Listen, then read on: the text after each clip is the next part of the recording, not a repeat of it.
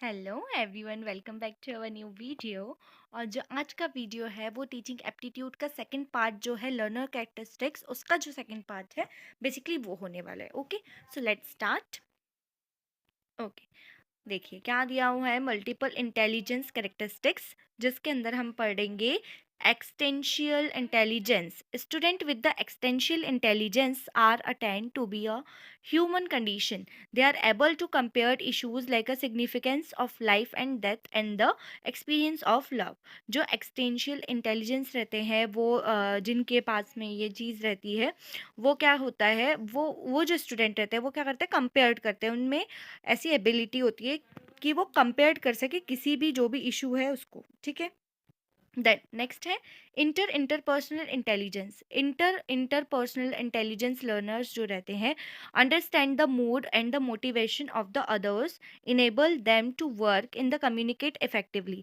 ठीक है, देखो वो क्या होता है, अंडरस्टैंड करते हैं मूड को, मोटिवेशंस को किसी पर्सन की, और उसे क्या करते हैं, वर्क करने के लिए कम्युनिकेशन, मतलब इतने अच्छे से कम्युनिकेशन करते हैं कि जो उनका कम्युनिकेटिंग जो पावर रहती है उससे जो पर्सन है वो क्या रहता है, वो इफेक्टिव हो जाता है। ठीक है, द इंजॉय सोशल एक्टिविटीज़, ये जो है सोशल एक्टिविटीज़ को साथ में इंजॉय करते हैं। Then interpersonal learners have a deep awareness, इनके पास जो रहता है डीप अवेयरनेस होती है, अवेयर रहते हैं चीज़ों को लेकर के, अपनी इनर फीलिंग्स की सुनते हैं। ठीक है, मतलब मन की आवाज़ वाला टाइप्स। ओके, मन की आवाज़ को सुनते हैं। They have a strong sense of independence and self confidence, ये बहुत इंडिपेंडेंट होते हैं और सेल्फ कॉन्फिडेंस भी होते हैं। ठीक है, नेक्स्ट है bodily kinesthetic intelligence. Student who possess bodily kinesthetic intelligence have the ability to work skilfully, ये जो पर्सन्स रहते हैं वो स्किलफुली जो है वो वर्क करते हैं with the object involving both fine and gross motor skills. जिनकी जो ग्रॉस मोटर स्किल्स रहती है और जो फाइन मोटर स्किल्स रहती हैं वो बहुत ज़्यादा शार्प्ड होती हैं। ठीक है, they are characterised by the well development sense of the balance of motor control. इनका जो सेंस रहता है और मोटर कंट्रोल मतलब मूवमेंट, मान लो कि तुम्हारा हैंड मूवमेंट और जो सेंस है मतलब ब्रेन जो कहता है वही हाथ चलता जाता है, तो वो मोटर स्किल जो होती है वो एकदम कोऑर्डिनेट रहती है, बैलेंस रहती है। They are skilfully and the translating intention into action, मतलब वो अपनी स्किल को अपना पर्सपेक्टिव अपना बना लेते हैं और उसे ही क्या करते हैं, एक एक्शन करके आपको बताने की कोशिश करते हैं। This students learn best by doing, ये लोग जो रहते हैं बेस्ट बाय डूइंग मतलब डेमोन्स्ट्रेटिव वाला नेचर के होते हैं। ठीक है, then visual spatial intelligence. Spatial intelligence is characterised by the person capacity to perceive a visual world and recreate aspect of the even of absence of relevant stimuli.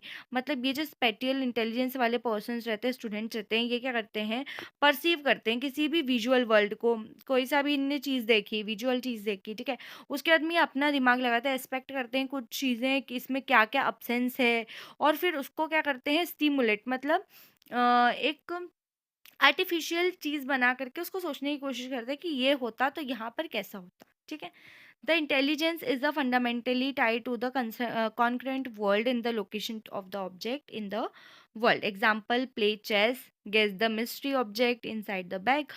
ठीक है, तो प्ले चेस, चेस खेलने के time पर भी वो ये सोचेंगे कि यहाँ से ये होगा तो ऐसा होगा, मतलब वो क्या करते हैं, अपने आप में अपने थॉट्स जो हैं वो बनाते हैं, वो बिल्डअप करते हैं। ओके, दैट नेक्स्ट है musical naturalised intelligence. No other intelligence emerge earlier than the musical talent. Thus, who possess high level of musical or rhythmic intelligence constantly hear tones, rhythms, and the musical patterns in the environment and the human voice as well as music. The auditory sense of the crucial, although not mandatory. तो ये जो रहते हैं इनमें कौन सी intelligent रहेगी, rhythmic musical patterns को जानने वाली, अपनी चीज़ें खुद करने वाली, अपनी चीज़ों को लिखने वाली, इन्वायरमेंट से सीख करके अपने जो आर्टिकल्स, अपने जो लिरिक्स है वो बनाने वाली, ह्यूमन वॉइस मतलब उनके पास वॉइस भी होती है एज वेल एज म्यूजिक का टैलेंट हो सकता है। ठीक है, Then, logical mathematical intelligence. The logical mathematical intelligence initially developed throughout observation, manipulation, handling, and physical object in the time, and the thinking becomes more abstract. The intelligence is closely related to the scientific thinking and deductive reasoning. मतलब इन लोगों के पास क्या रहता है, observe कर सकते हैं, ये अच्छा ऑब्जर्विंग पावर अच्छी रहती है, मैनिपुलेट कर सकते हैं चीज़ों को लेकर के, हैंडल कर सकते हैं चीज़ों को, उसके साथ साथ में ये एक टाइम पर बहुत सारी चीज़ों को सोच सकते हैं, उसका एब्स्ट्रैक्ट बना सकते हैं, उसके साथ ही ये लोग जो रहते हैं साइंटिफिक थिंकिंग रखते हैं और डिडक्टिव रीजनिंग इनके पास में स्किल होती है, ठीक है। Verbal linguistic intelligence, the power of love of the written and spoke words in the heart of this intelligence. Reading, writing, listening and speaking are the activities are represent this intelligence. जो verbally किसी के पास ऐसी power रहती है, जो बोल करके, जो लिख करके, वो क्या है, वर्ड्स में किसी का जो हार्ट है वो जीत सकता है, ठीक है, किसी का दिल जीत सकता है। तो वो जो पावर रहती है वो रहती है वर्बल लिंग्विस्टिक इंटेलिजेंस के अंदर, जिसमें रीडिंग, राइटिंग, लिसनिंग, स्पीकिंग ये सारी एक्टिविटीज आती है, ठीक है। So next, prior knowledge. Prior knowledge is a knowledge the learner already has before they meet new information. A learner's understanding of the text and improved by activating their prior knowledge before dealing the text. And the developing this habits is good learner training for them. तो prior knowledge में क्या होता है, prior knowledge मतलब जो already जो learner ने सीखा हुआ है, बस जो न्यू इन्फॉर्मेशन आती जाती है उससे हम क्या करते हैं, धीरे धीरे जो पुराना नॉलेज है उसके साथ में कंपेयर कर करके उसे न्यू डेवलपमेंट, उसमें न्यू ग्रोथ करते जाते हैं।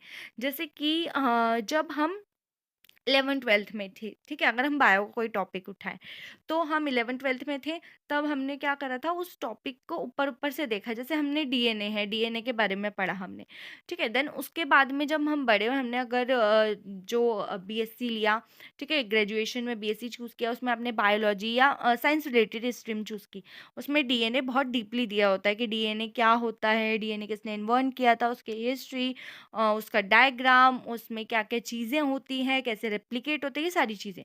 तो हमने उसको डीप में पढ़ा, मतलब ये तो नहीं है ना कि हम जो पुराना डीएनए पढ़े हैं उसे हम भूल गए हैं, नहीं। बाकी बल्कि जो नई चीज़ आई है उसे हमने उसमें ऐड ऑन किया है, ठीक है? तो यही कहना चाहा है प्रायर नॉलेज के अंदर।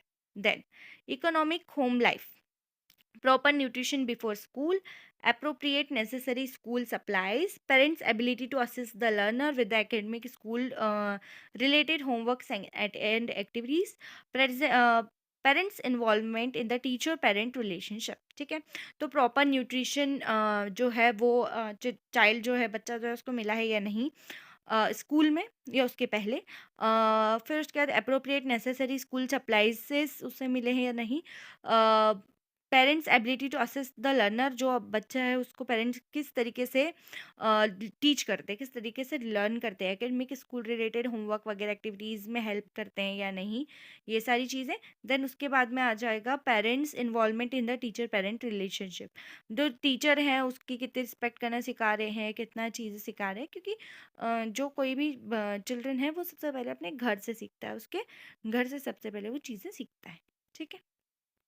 सो हमारा जो लर्नर कैरेक्टरिस्टिक्स था वो यहीं पर ख़त्म हो रहा है। उसके साथ में हमने कुछ क्वेश्चंस अटैच किए हुए हैं बेसिकली, ये आप देख लीजिए। The function of teacher are in the order of guiding the child, helping him toward the progress and the evolution, checking homework, guiding him and assigning future task, both of this none of the above. तो guiding, obviously बात है, guide करना, बच्चे को help करना उसकी progress में और इवोल्यूशन में, इवोल्यूशन मतलब उसके रिजल्ट में, ठीक है। प्रोग्रेस मतलब बीच में जितने टेस्ट वगैरह होते हैं या क्लास में कैसा परफॉर्मेंस है उसमें हेल्प करना, ठीक है। Then next, maximum participation of the students in the possible in a teaching through lecture method, discussion method, audio visual aids या टेक्स्ट बुक मेथड।